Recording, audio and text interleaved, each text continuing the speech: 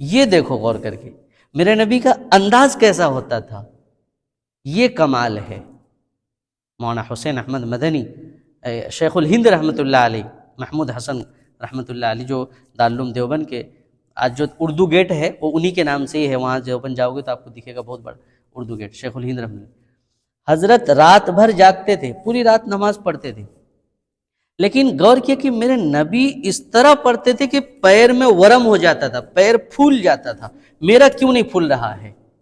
میں تب تک پڑھوں گا جب تک میرے پیر میں ورم نہ آ جائے، تب مجھے سمجھوں گا کہ میرے نبی کی میں نے کامل اتباع کی ہے۔ قربان جو میں علماء دیوبند پر، انہوں نے 3 حافظ رکھے رمضان میں، کہا حافظوں کو تکلیف نہ ہو کہ تو 10 پارہ پڑھا کے چلے جانا بیٹا، آرام کرنا۔ دوسرے کو بولا تو اتنے بجے آ جانا، تیسرے کو بولا اس کے ختم ہونے کا تو آنا۔ پھر میں جب تک پیر میں ورم نہیں ہوتا تب تک میں کھڑا ہو کے قرآن سنوں گا تاکہ میرے نبی کی اتباع ہو جائے۔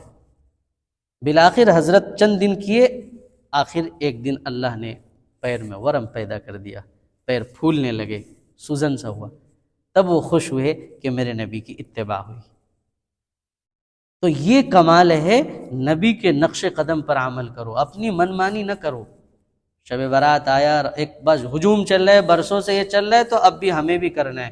ارے کبھی غور تو کرو، برسوں نے بھاڑ میں، برسوں کا سوال اللہ نہیں پوچھے گا ہم سے ہمارے پچھلوں نے کیا کیا۔ تم اپنا حساب دو، برسوں کا ووٹ لے رہا ہے کیا؟ ابھی میرا ووٹ لے رہا ہے، تو یہ دیکھو نا کہ میں نے کیا پڑھا، میں نے کیا سمجھا، مجھے ابھی کیا سمجھنا چاہیے، اس پہ غور کر کے چلو۔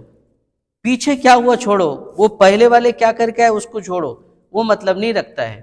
پہلے کا آدھار کارڈ کو قبول نہیں کر رہا ہے، پہلے کے کاغذات کو حکومت قبول نہیں کر رہی ہے، ابھی کے ڈیجیٹل سب لے آؤ۔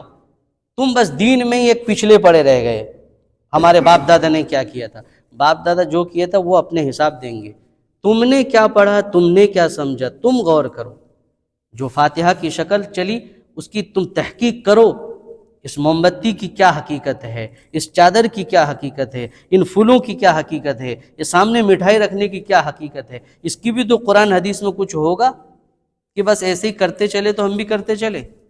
شب برات میں پوری رات جاگے، فجر کی نماز قضا، کیا بھائی تم نے نماز پڑھی، کیا فائدہ؟ پوری رات کا کوئی حساب نہیں ہوگا، حساب یہ ہوگا تم نے 5 وقت کی نماز اس میں فجر ہے پڑھی کی نہیں۔ تو بہرحال اس لیے بہت عقل مند آدمی کی پہچان یہ ہے، وہ بہت سوچ سمجھ کر کے ہر کام کرے، شریعت کو ترازو میں تول کر کے اپنا کام کرے۔ تو اسی لیے عاقل بالغ مسلمان اسی